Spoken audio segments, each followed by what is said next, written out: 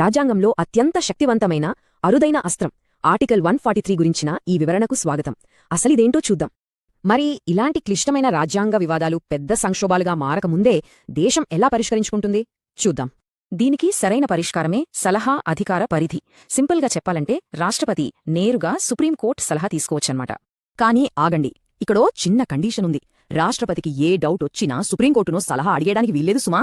ఆ అంశం ఖచ్చితంగా చట్టం, రాజ్యాంగం లేదా ప్రజలకు సంబంధించిన అత్యంత ముఖ్యమైనదే మాత్రమే ఉండాలి. అప్పుడే కుదురుతుంది. సో ఇది చాలా అరుదుగా వాడే అస్త్రమన్నమాట. దేశంలో తీవ్రమైన న్యాయపరమైన సంక్షోభాలొచ్చినప్పుడు మాత్రమే దీన్ని తీస్తారు. సరే, సలహా అయితే అడిగారు. మరి ఆ ప్రశ్నకు ఖచ్చితంగా సమాధానం చెప్పాల్సిన చట్టపరమైన బాధ్యత సుప్రీంకోర్టుపై ఉందంటారా? ఇక్కడే ఉంది అసలు ట్విస్ట్. అస్సలు లేదు.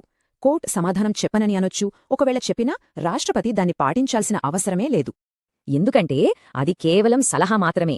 ఇది ప్రభుత్వానికి, న్యాయస్థానాలకు మధ్యమున్న స్వాతంత్ర్యాన్ని బ్యాలెన్స్ చేస్తుందన్నమాట. మన చరిత్రలో ఈ పవర్ఫుల్ పద్ధతిని అసలు ఎప్పుడు, ఎలా వాడారో కొన్ని ఉదాహరణలు ఇప్పుడు మనం చూద్దాం. 1960 బెరుబారి కేసు కానీ, లేదా కోర్టు సలహా ఇవ్వడానికి నిరాకరించిన 1994 అయోధ్య కేసు కానీ దీనికి పర్ఫెక్ట్ ఎగ్జాంపుల్స్. అంతా బాగానే ఉంది, కానీ పాటించాల్సిన పనే లేనప్పుడు అసలు ఈ ఆర్టికల్ 143 దేశానికి ఎందుకు అంత ముఖ్యం? ఎందుకంటే ఇది ప్రభుత్వ వ్యవస్థల మధ్య గందరగోళాన్ని ఆపే ఒక సేఫ్టీ వాల్వ్ లాగా పనిచేస్తూ శాంతియుత వాతావరణాన్ని ఎంకరేజ్ చేస్తుంది.